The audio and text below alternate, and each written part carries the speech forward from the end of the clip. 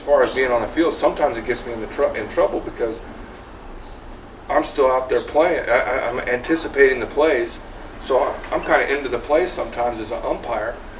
And you know, I've ended up running into a couple of the players, you know, on accident, but it's because I'm anticipating where to go. But hopefully, I think they'll respect that fact, and they'll like my umpire more because they see I'm there. I try to keep up with the play.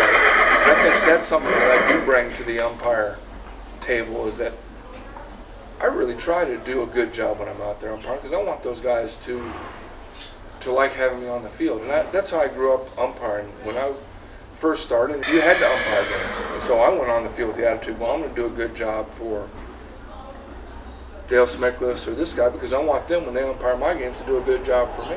And now I think as the pro umpire, you know, pro umpire means something. Pro, you have to be professional about how you umpire. And so, you know, in the past, there's been some professional umpires that aren't professional about their job. And so they just want to go out there, get their paycheck, and go home.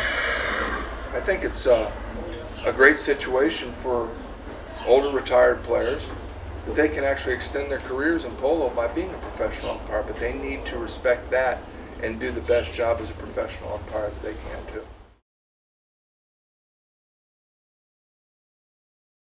I think a lot of it, what I've really grasped while being an umpire with the umpire program now, is a lot of it is positioning.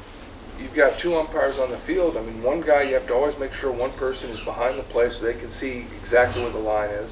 And the other person has to be on the side so they get the distance.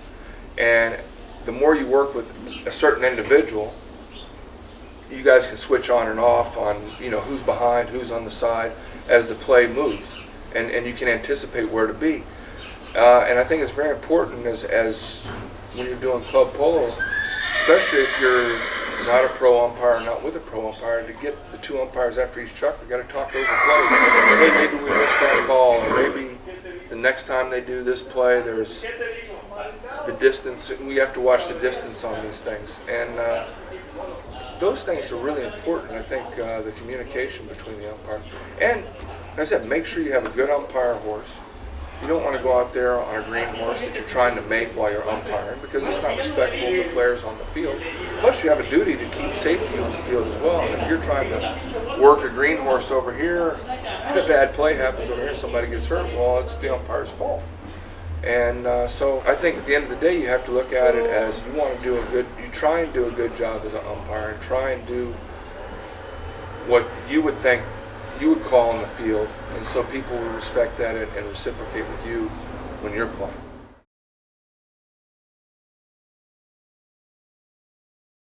I think it does, because I think it helps. You're not just diving in on plays thinking, oh, I'm just going to go and get this ball. It makes you realize the lines and help where you have to not make a certain play or be patient and give up one shot in order to win the play the next play, so you don't foul.